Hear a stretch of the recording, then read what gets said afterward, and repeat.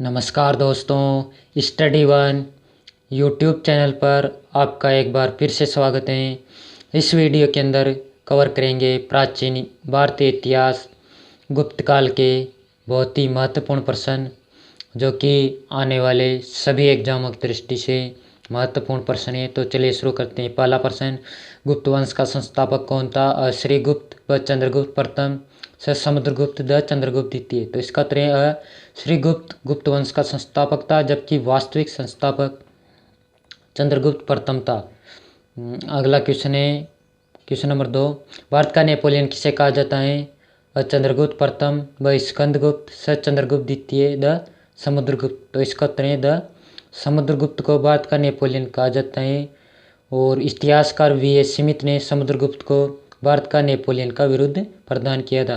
प्रश्न नंबर 3, इतिसंघ के अनुसार श्रीगुप्त ने किस स्थान पर चीनी बौद्ध तीर्थयात्रियों के लिए एक मंदिर का निर्माण करवाया था? लुम्बिनी वन, व मरक्सिक वन, पुरुषपुर, तक्षशिला। तो इसका उत्तर है व मरक्सिक वन के अंदर इतिसंघ के अनुसार श्रीगुप्त ने चीनी बौद्ध तीर्थयात्रियों के लिए मंदिर का निर्माण करवाया था। प्रश्न नंबर 4, निम्न में से कौन सा एक प्रतिलोम विवाह है? शूद्र लड़के का वैश्य लड़की से विवाह, ब्राह्मण लड़के का क्षत्रिय लड़की से विवाह, वैश्य लड़के का शूद्र लड़की से विवाह, ब्राह्मण लड़के का शूद्र लड़के से विवाह। तो इसका उत्तर है यानी शूद्र लड़के का वैश्य लड़की से विवाह, ये तो प्रतिलोम विवाह है, जबकि बाकी तीनों अनुलोम विवाह हैं। प्रश्न नंबर 5, किस निम्नलिखित स्थल के साथ गुप्त काल में भारत का घनिष्ठतम संबंध था? पश्चिम एशिया, व दक्षिण पूर्व Asia, Madhya Asia, the Iran. तो इसका उत्तर है व दक्षिण पूर्व एशिया के साथ गुप्त काल में भारत का घनिष्ठतम संबंध था। प्रश्न नंबर 6, मंदसौर अभिलेख का लेखक कौन था? विसोन, व वत्सभट्टी, बाणभट्ट, द अरिसेन। तो इसका उत्तर है व वत्सभट्टी मंदसौर अभिलेख का लेखक था। और मंदसौर अभिलेख में बुनकरों की श्रेणी का भी उल्लेख हुआ है। प्रश्न नंबर 7, निम्नलिखित में से कौन सा युग्म असुमेलित है? राज्य और राजा दोनों दिए गए हैं। कोराल का राजा मंटराज था, बिल्कुल सही है। पालक का राजा उग्रसेन था, बिल्कुल सही है। पिष्टपुर का राजा महेंद्रगिरी था, बिल्कुल सही है।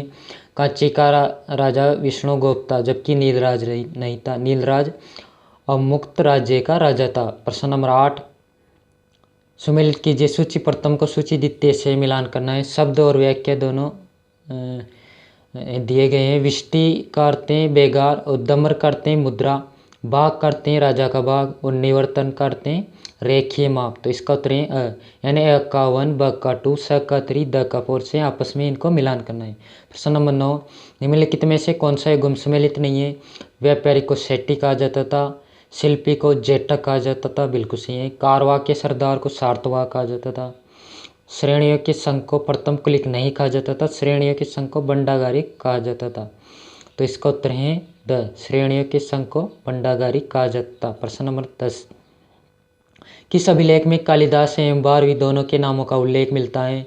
पुलकेशन की एओल प्रशस्ति, रुद्रदमन की गिरनार प्रशस्ति, समुद्रगुप्त की प्रयाग प्रशस्ति, द काकुस्थ वर्मा का तालगुण स्तंभ अभिलेख। तो इसका उत्तर है पुलकेशन की एओल प्रशस्ति के अंदर कालिदास एवं भारवी दोनों के नामों का उल्लेख मिलता है। प्रश्न नंबर 11, किस शासक के समय तोरमाणहूण आक्रमण हुआ? कुमारगुप्त, व चंद्रगुप्त द्वितीय, समुद्रगुप्त, द स्कंदगुप्त। तो इसका उत्तर है द स्कंदगुप्त के समय तोरमाणहूण आक्रमण हुआ था। प्रश्न नंबर 12, एरण अभिलेख, जो कि सती प्रथा का अभिलेख ये साक्ष्य हैं, किसके समय में निर्मित हुआ था? समुद्रगुप्त, भानुगुप्त, बुद्धगुप्त, द स्कंदगुप्त। तो इसका उत्तर है भानुगुप्त के समय एरण अभिलेख, जो कि सती प्रथा का अभिलेख के साक्ष्य हैं, उसके समय निर्मित हुआ था। प्रश्न नंबर 13, निम्न में से कौन सा युग्म सुमेलित नहीं है? किराता जूर्णीय के रचयिता भारवी थे, बिल्कुल सही है। मर्चकटियम के रचयिता स्वयंभू नहीं थे, ये गलत है। मर्चकटियम के रचयिता शुद्रक थे, जबकि पंच सिद्धांति के रचयिता वराहमिहिर थे, और नीतिसार के रचयिता कामंदक थे। तो इसका उत्तर है ब। प्रश्न नंबर 14, क्रमबद्ध कीजिए। श्रीगुप्त, चंद्रगुप्त प्रथम, समुद्रगुप्त और चंद्रगुप्त द्वितीय। तो इनको क्रम अनुसार जमाना है। तो इसका उत्तर है यानी 1, 2, 3, 4 यानी एक क्रम से जमे हुए। प्रश्न नंबर 15, सेतुबंध नामक काव्य की रचना किस वाकाटक शासक ने की? प्रवरसेन प्रथम, व प्रवरसेन द्वितीय, रुद्रसेन प्रथम, द पृथ्वीसेन प्रथम। तो इसका उत्तर है ब। प्रवरसेन द्वितीय ने सेतुबंध नामक काव्य की रचना की थी। प्रश्न नंबर 16, पेट नामक इकाई किन किन के मध्य होता था?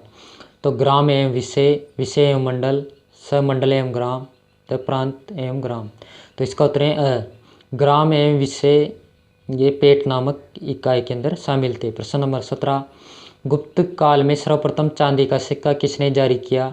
समुद्रगुप्त, ब कुमारगुप्त, स चंद्रगुप्त द्वितीय, द स्कंदगुप्त। तो इसका उत्तर है स चंद्रगुप्त द्वितीय ने गुप्त काल में सर्वप्रथम चांदी का सिक्का जारी किया था। प्रश्न नंबर 18, गुप्त काल में किसने सर्वाधिक अभिलेख एवं सिक्कों का प्रणयन किया?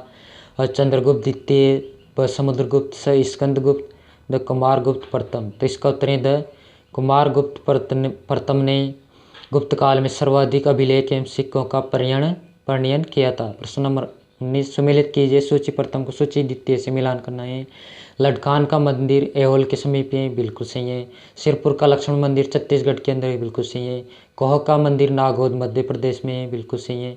तिगुआ का विष्णु मंदिर जबलपुर मध्य प्रदेश में है, तो ये बिल्कुल सही है। तो इसका उत्तर है ब, यानी अ का 1, ब का 2, स का 3, द का 4 से आपस में इनको मिलान करना है।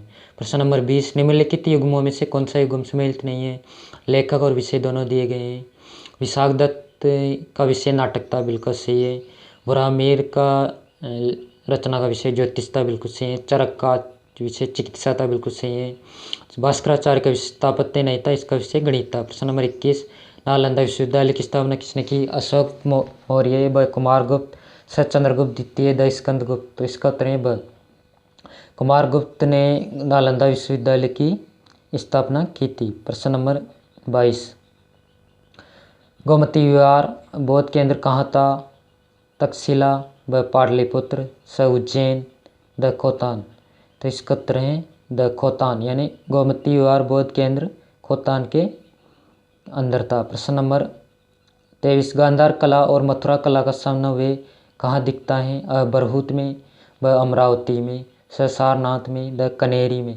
तो इसका उत्तर है स सारनाथ के अंदर गांधार कला और मथुरा कला का समन्वय दिखाई देता है। प्रश्न नंबर 24, बाघ गुफाओं के बारे में निम्न से कोई सही कथन कौन से हैं? कोड की सहायता सही उत्तर का चयन किए।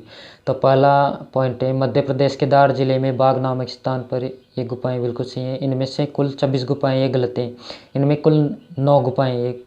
और तीसरा है 1, 7, 8 और 9 गुफा नष्ट प्राय हैं तथा गुफा संख्या 2 पांडव गुफा के नाम से प्रचलित है। तो इसका उत्तर है यानी 1 और 3 सही है, जबकि दूसरा पॉइंट गलत है। प्रश्न नंबर 25, सम्मिलित कीजिए उपाधियां और नाम दोनों दिए गए हैं। मधुरै कोंड ये प्रांतक प्रथम की उपाधि थी, बिल्कुल सही है। गंगे कोंड राजेंद्र प्रथम की उपाधि थी, बिल्कुल सही है। तंजावुर कोंड कृष्ण तृतीय की उपाधि थी, बिल्कुल सही है। और तोडर अदि पौडी ये विप्र नाराजन की उपाधि थी। तो इसका उत्तर है द, यानी अ का 1, ब का 2, स का 3, द का 4 से मिलान करना है। निम्नलिखित में से कौन सा युग्म सम्मिलित नहीं है? शैलकृतरथ, महाबलीपुरम, ये बिल्कुल सही है। कैलाश मंदिर एलोरा के अंदर है, बिल्कुल सही है। दशावतार मंदिर नचना कुट्टार के अंदर नहीं है, ये गलत। दशावतार मंदिर देवगढ़ के अंदर है, जबकि नचना कुट्टार मंदिर ये पार्वती का मंदिर है। द है वर्देश्वर मंदिर है तंजावुर में, बिल्कुल सही है। प्रश्न नंबर 27, निम्नलिखित में से कौन सा पद गुप्त काल में प्रयुक्त पद भुक्ति को संबोधित करता है? प्रांत, ब जनपद, स नगर परिषद, द ग्राम। तो इसका उत्तर है प्रांत पद गुप्त काल में भुक्ति को संबोधित करता था। प्रश्न नंबर 28, उज्जैन को गुप्त शासकों की द्वितीय राजधानी किसके शासन काल के दौरान बनाया गया? कुमारगुप्त, ब चंद्रगुप्त द्वितीय, स समुद्रगुप्त, द स्कंदगुप्त। तो इसका उत्तर है ब चंद्रगुप्त द्वितीय के समय उज्जैन को द्वितीय राजधानी बनाया गया। प्रश्न नंबर 29, चीनी यात्री पायान की भारत यात्रा के समय गुप्त वंश में शासक कौन था? समुद्रगुप्त, ब चंद्रगुप्त द्वितीय, स कुमारगुप्त प्रथम, द स्कंदगुप्त। तो इसका उत्तर है ब चंद्रगुप्त द्वितीय चीनी यात्री पायान की भारत यात्रा के समय गुप्त वंश का शासक था। प्रश्न नंबर 30, गुप्तकालीन सोने के सिक्के कहलाते थे? दिनार, दम्र, रूपक, स्वर्ण। तो इसका उत्तर है स, यानी 1 और 4। दिनार और स्वर्ण ये दोनों गुप्तकालीन सोने के सिक्के कहलाते थे, जबकि दम्र ये चांदी का सिक्का होता था और रूपक ये तांबे का सिक्का होता था। तो ये थे आज के प्राचीन भारतीय इतिहास गुप्तकाल के बहुत ही महत्वपूर्ण प्रश्न। Thank you.